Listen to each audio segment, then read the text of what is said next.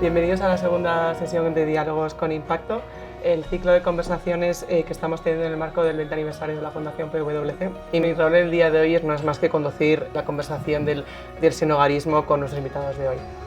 El tema que nos ocupa nos lo contará más en detalle Keren y después nuestra invitada Blanca. Y no os voy a presentar mucho sobre ella porque yo creo que su historia ya habla por sí misma, pero sí quería daros las gracias en nombre de PWC por estar aquí con nosotros, porque para nosotros es una suerte poder contar de primera mano lo que está ocurriendo y lo que habéis vivido en el día a día. Por no entrar mucho más, lo primero yo creo que más que una pregunta es cuéntanos cómo llegaste a la situación de encontrarte sin hogar, ¿no? Y en estar sin techo parece que es algo que es difícil que ocurra, pero una serie de circunstancias pueden hacer que nos encontremos en una situación tan extrema como eso, y yo creo que entender la realidad nos ayuda también a comprender cómo nosotros, desde todos los ángulos de la realidad, podemos abordarlo. Entonces, si nos puedes contar un poquito sobre tu caso. Sí. Hola, mi nombre es Keren, soy de Perú, tengo 19 años. Pues yo llegué aquí por un futuro mejor como muchos, ¿verdad? Y llegué aquí para trabajar, para conseguir nuevas oportunidades, ya que en mi país no se puede eso. Llegué aquí en el 2022, en noviembre. Gracias a Dios encontré un trabajo por 2 o 3 meses que pude solventar mis gastos permanentemente esos 4 meses. Trabajaba de camarera de 7 de la mañana, a veces 6, hasta las 11 o 12 de la noche para ganarme 400 a 500 euros máximo, que casi nunca llegaba, de lunes a domingo. Al mes, mi novio en Perú ya tenía el pasaje comprado para venir aquí también. Entonces, pues él tuvo que venir. Al mes que él vino, nos encontramos en la situación de que yo ya me quedé sin trabajo.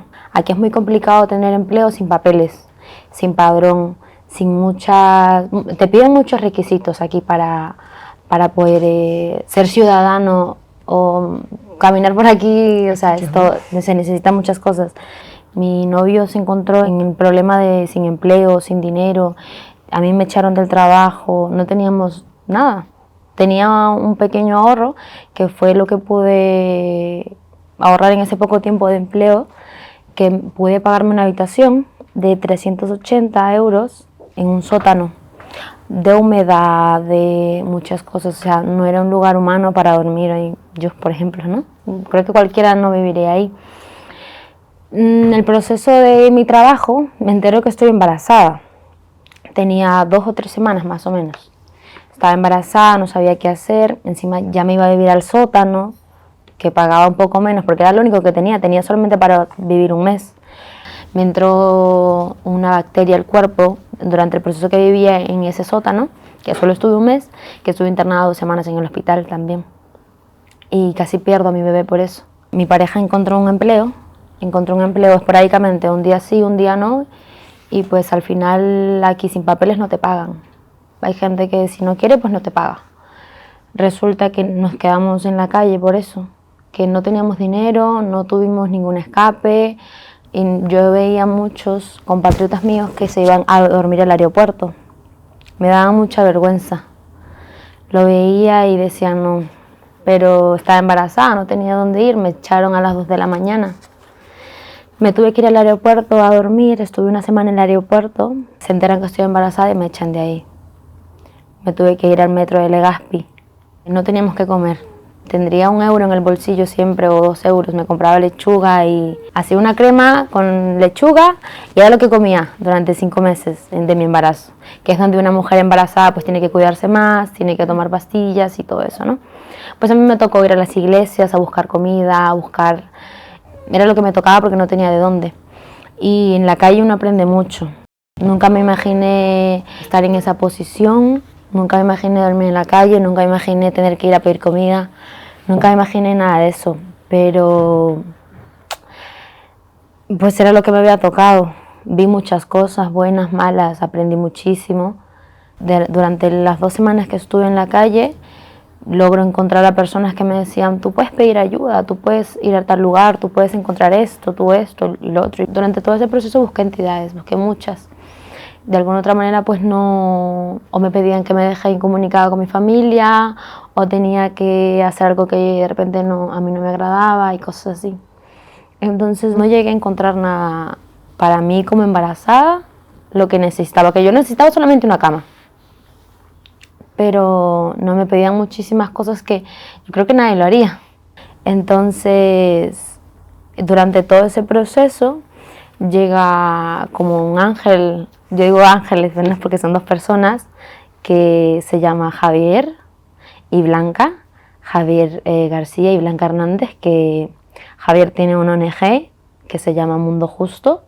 Me empezó a hablar un poquito del sinhogarismo, me empezó a hablar un poquito de viviendas, como que me daba una salida, pero yo no le creía, no tenía esperanzas. Pues me dijo, espérame un tiempo que yo te voy a ayudar a conseguir algo, que yo tal, que yo tal.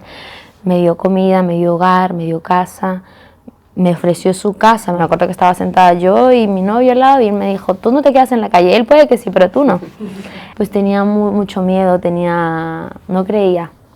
Y se me habían ido todas las esperanzas. Y de la nada, un día por la mañana me dice, Keren, ¿dónde estás? Y él me dice, ya tengo tu casa. Y yo no le creía, hasta que subí al piso, me dice, esta es tu casa. Me acuerdo que no había absolutamente nada. Era un piso recién comprado y yo lo único que lo miraba con unos ojos de gatito súper llorosos diciendo, por fin voy a dejar de dormir en la calle, por fin. Y él me explicaba que ya no iba a vivir en la calle, que mi hija iba a tener un hogar, tenía 7 meses. Después de ese día nunca más volví a estar en la calle. Pero ¿qué ha supuesto para ti tener un hogar, una casa, ¿no? un techo estable? Es que ahí en se tu hace... confianza, en tu forma de relacionarte con terceros, incluso entiendo para buscar empleo, ¿no? Que decías antes que es un círculo virtuoso, ¿no? El tengo un hogar, tengo un padrón, tengo un empleo, ¿no? Que van como muy cerca. Exacto. El tener una casa yo creo que es lo fundamental, porque es cuando tú estás o sea, es tu hogar, ¿me entiendes? Ellos me dieron un hogar.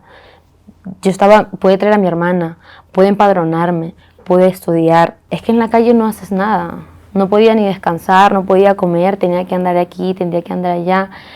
Yo creo que la casa es lo importante y ahí es donde nace todo. El que tener tus llaves y llegar a tu casa y pensar qué vas a hacer el día siguiente. El día siguiente me voy a empadronar. Bueno, el día siguiente voy a salir a buscar trabajo. El día siguiente tengo que hacer esto. Yo creo que es el nido de todas las cosas que uno como ser humano necesita. Es básico, es importante, creo yo. Que aquí es muy complicado conseguir pisos si no tienes papeles, si no tienes dinero, si no tienes requisitos que son muy elevados o los alquileres están por los cielos. Yo, sin tener absolutamente nada de eso, llegué a conseguirlo, pero gracias a Techo. Muchísimas gracias, Keren, por tu historia. Desgraciadamente yo creo que tenemos que tener en cuenta, ¿no? Que no tenemos muchas veces las cifras, pero que somos muchos los consultores de cifras.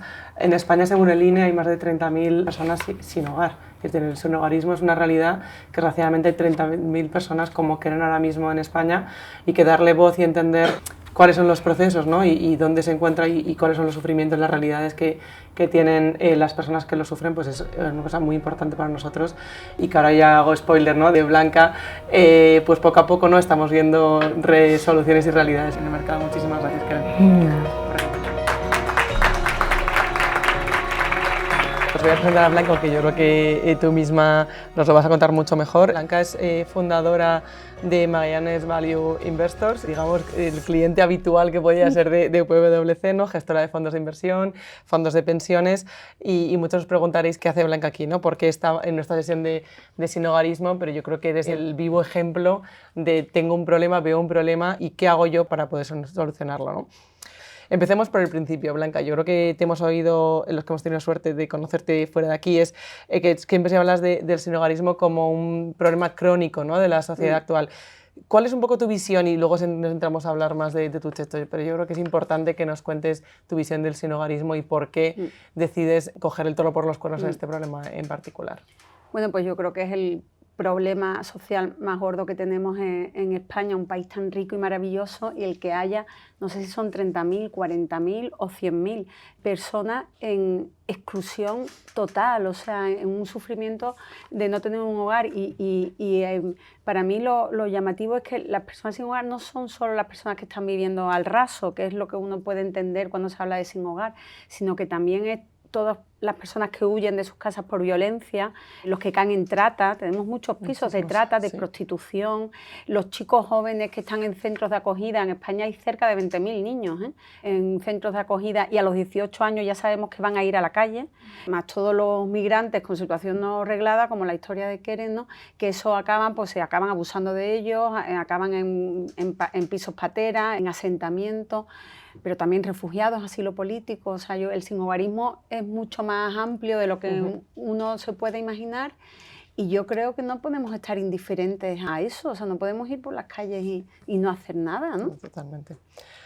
Por entrar un poco más en tu techo, ¿cómo afronta una socimi social o la primera socimi social, que para que no los conozcáis, una socimi al uso, pero con una misión más bonita por detrás, ¿no? ¿Cómo es capaz de afrontar el sinhogarismo? ¿Cuál es el rol que tiene una socimi como tu techo?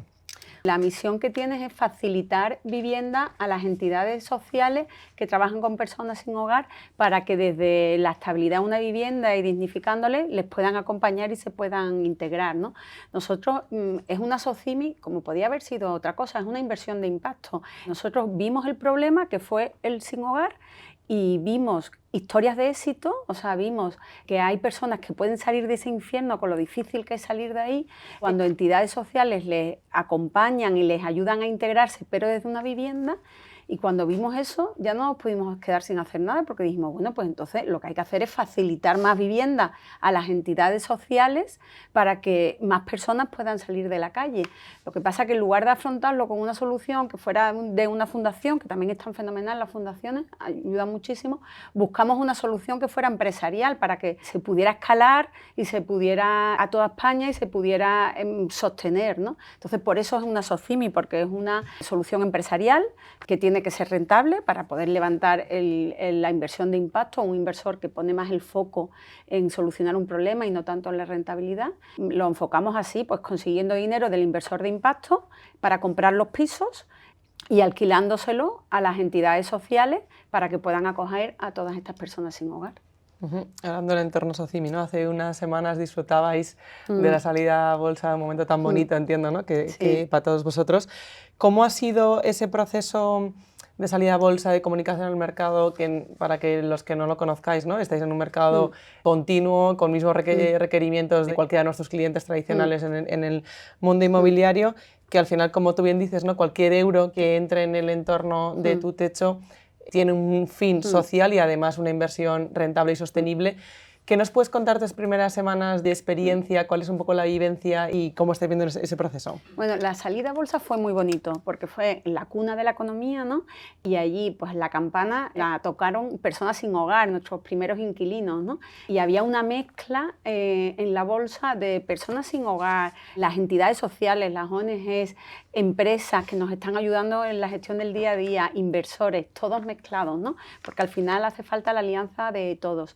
Y es un hito importante, siempre supimos que queríamos salir a bolsa, que teníamos que salir a bolsa por dos cosas. Una, para poder seguir creciendo y de verdad acabar con el sinhogarismo en España, y otra, para democratizar la inversión de impacto, que es un tipo de inversión muy desconocida, una clase de activos muy desconocido, que la gente sepa que con su capital desde 1 euro puede cambiar el mundo. Y entonces lo que está ocurriendo es que está ocurriendo eso. O sea, todos los días se intercambian acciones y hay gente que invierte 20 euros. A mí eso me encanta, la verdad. Y ya estáis súper activos, que vais a tener una ampliación de capital, ¿no? Ahora vamos a hacer ya una ampliación de capital, sí, para seguir creciendo. En ese crecimiento, ¿no? Que es tan necesario para cubrir 30.000, 100.000, los que quieras, pero al final es un volumen muy elevado. Si tuvieras que decirnos cuál es para ti el sueño, qué te gustaría conseguir desde tu techo de cara un poco a esta problemática particular que hablábamos, y con una carta de los Reyes Magos, ¿qué te gustaría poder haber conseguido mirando hacia atrás en 3, 4 años? A mí me encantaría acabar con el sinhogarismo, es que yo creo que se puede. O sea, que un país como España, con lo rico que es, si todos sumando no podamos acabar con eso y ayudar a la capa más vulnerable de España, o sea, a los que más sufren, a los que están más excluidos. Yo creo que se puede hacer. Nosotros cuando nacimos en su momento y estábamos ideando, ¿no?, cómo hacerlo, pensamos 20 millones, 200 pisos, 800 personas, que es la que se sospechaba que vivían al raso en ese momento en Madrid. Cuando ya llegamos a 30 millones, a 250 pisos, como tenemos ya más muchos edificios, y ya hay 1.000 personas viviendo en los pisos, dices, pero ¿para qué voy a parar? Si es que además vas conociendo las historias que hay detrás de cada piso, como la historia de Keren, y es que no quieres parar. Entonces mi objetivo es que de verdad continuamos creciendo. Hay 3 millones de viviendas vacías en España. y 40.000 personas sin hogar. O sea, es que podemos acabar y inspirar a otros. O sea, es que tampoco pretendo que seamos los únicos. Yo creo que haya más OCIMI social, o sea, que haya más proyectos inmobiliarios donde se ponga el foco en ayudar a las personas más vulnerables y más excluidas, ¿no? No tenemos por qué ser los únicos. Yo siempre digo que ante los grandes retos sociales tenemos que sumar todos, sin personalismo, que nadie pretenda solucionar algo solo, ¿no? Y ese es el caso de Tu Techo. En Tu Techo hemos puesto en el centro a las personas que queremos ayudar, sabemos quiénes son, pues los más excluidos de España, y por un lado está el inversor, que lo que tiene que poner es el dinero para comprar las viviendas, tiene que renunciar a cierta rentabilidad económica por la social. Por otro lado están las entidades sociales, que son quien operan estos pisos y los convierten en hogares, te pagan el alquiler, pero sobre todo acompañan a estas personas para que se integren, ¿no? Les ayudan en empleo, en formación, en salud, en el resto de cosas que necesitan. Por otro lado están las administraciones, que al final están financiando a las entidades sociales para que puedan pagar el alquiler.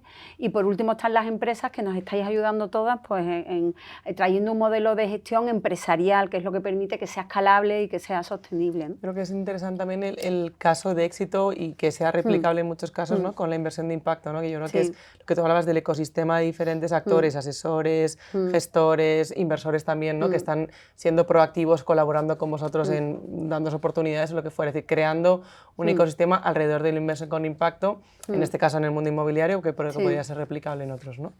Esa parte del ecosistema, ¿cómo está siendo tu experiencia con los diferentes actores? Está siendo maravillosa. Es lo que hablábamos, o sea, al final hace falta la suma de todos, ¿no? Entonces, desde las empresas se ha dado una respuesta enorme.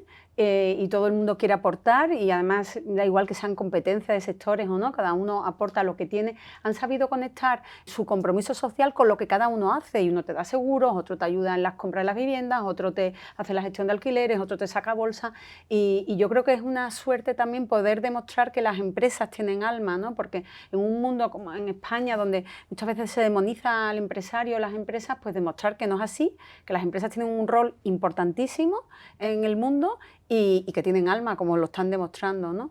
Y después también creo que el tejido asociativo está viniendo fenomenal. Nosotros ahora mismo alquilamos a cerca de 60 entidades sociales.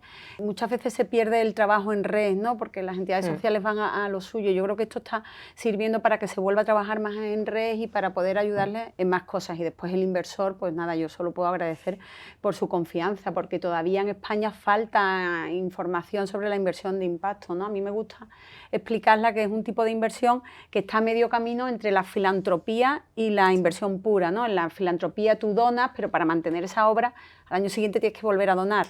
En la inversión tú buscas maximizar tu rentabilidad, ganar lo máximo posible, ¿no? Según el perfil de riesgo que tengas. La inversión de impacto es cuando tú lo que buscas es solucionar un problema social. Ese es tu foco y estás dispuesta a renunciar a cierta rentabilidad económica, pero tu foco es solucionar un problema, pero con un modelo que sea empresarial para poder escalarlo, y por eso tiene que combinar un poco de rentabilidad económica y la social, ¿no? Entonces, el ecosistema está siendo maravilloso hasta el punto que hemos creado una fundación Techo, que eso ya sí es filantropía, pero para canalizar toda esta ayuda espontánea que estaba surgiendo, porque había inversores que después el dividendo no lo quieren, dicen que lo quieren donar, o que además de invertir te quieren ayudar con otra serie de cosas que tienen. Había empresas que además de dar sus servicios profesionales pro bono quieren donar, en fin, entonces todo eso se está canalizando a través de la Fundación Techo. Keren, yo quería hacerte dos preguntas. Una es, cuando los que no hemos vivido la situación de cerca, un día vamos por la calle y vemos a alguien sin hogar, la verdad es que por lo menos apartamos la mirada a veces porque no queremos reconocerlo o hacer lo que no. Yo imagino cuando estás ahí eso lo percibís y yo no sé, que yo no sé si la siguiente vez que vea a alguien así, ¿qué podría hacer? Si es que pudiera hacer algo. Yo no sé si esa, pues, para las dos. Y la otra, por tener también un poco de luz hacia el futuro, me encantaría que nos contaras cómo te ves en el futuro. Muchas personas evitan acercarse o evaden la mirada o hacen como si no lo ven, y no es así. Entonces, a mí me encanta el tema del piel a piel, de tú sentarte, ¿qué tal? No, mira, te doy dinero, no. Porque para ser ciertos hay mucha gente de todo tipo, Entonces yo creo que lo que le llena y lo que a mí me llenaba en ese momento era que me pregunten si he comido, si tengo frío, qué tal va mi día, cómo estoy y por qué y en qué situación me encontraba en ese momento. Entonces lo que yo te diría que hagas pues es eso, conversar con ellos. Ellos necesitan mucho escuchar, ser escuchados, conversar, dialogar, alguien que los escuche porque todo el día pasan de ellos. Entonces tú sentarte, tenemos un centro de día, Blanca se sienta con todos y conversamos como si fuésemos familia, como si fuésemos amigos, porque en realidad es lo que ellos no necesitan un abrigo, porque ellos, en el verano ya desapareció el abrigo. ¿Cómo veo mi futuro? Estoy en proceso de estudiar como educadora social, algo de trabajadora social, el apoyo a las personas que no tienen hogar, que yo hablo mucho con Blanca y con Javier de ese tema y tengo a muchas personas que yo como persona que vive en la calle, me gusta el piel a piel, el conversar con ellos, sentarme, dialogar y quiero estudiar eso y en un futuro me veo siendo alguien como ellos. Me encantaría trabajar con eso, se lo digo todos los días. Quiero ayudarles, ayúdenme a estudiar. Yo ya he trabajado 4 meses de 7 a 7 de lunes a domingo, imagínate. Entonces a mí eso no es nada. Me encantaría eso, me veo de esa manera y quisiera y anhelo demasiado ser como ellos. Quería preguntar por una figura que creo que se instaló en el 2020, que es el ingreso mínimo vital, Sí. Que se supone que está especialmente destinada a cubrir precisamente este tipo de problemática, ¿no? Y romper esos círculos viciosos que llevan a la gente Sí. a un pozo sin fin. Quería preguntar sobre vuestra experiencia, si está funcionando, si está llegando a la gente que tiene que llegar. Muy interesante tu pregunta, me encanta. Se está tardando más de un año. O sea, en las personas que necesitan la renta vital mínima, el tema administrativo está funcionando muy mal y se tarda más de un año en conseguirla. Y además con el cambio que hubo, porque ya había una ayuda, por ejemplo, en Madrid, que era similar a la renta vital mínima, cuando se tomó como una ayuda nacional, las personas que se han quedado en un impasse y entonces hay muchas personas que perdieron la ayuda antes de recibir la nueva ayuda. Y eso supuso ir directamente a la calle. Mi vecino de abajo, español, 35 años, cotizado, con un cáncer que le están tratando en el Gregorio Marañón y está viviendo en calle porque perdió esa ayuda que es con la que pagaba la habitación. Y hay un proyecto muy bonito de Realidades que le estamos entregando ahora muchas viviendas para ellos, donde se han dado cuenta que hay muchas personas sin hogar en España que tienen derecho a una prestación, bien porque han cotizado algo o una pensión o la renta vital mínima. Y entonces lo que pasa es que, claro, estas ayudas son ya muy pequeñas, de 400, 500 euros. Con eso no te alquilas nada, es que ya prácticamente ni una habitación y además de vivir. El programa de Realidades está haciendo talleres de convivencia para que se elijan 3 personas entre ellos, 3 personas que, claro, que se elijan un poco de raza, de idioma, de edad y entre los 3 puedan alquilar un piso de techo. Nuestros pisos de media son un 30% por debajo del mercado, entonces pueden alquilar un piso de 500 euros, 600 euros, entre 3 personas que se unan, que están recibiendo la renta vital mínima o les ayudan a recibirla. Porque hay muchas personas de renta vital mínima que ahora mismo están en la calle o en hostales o en albergues.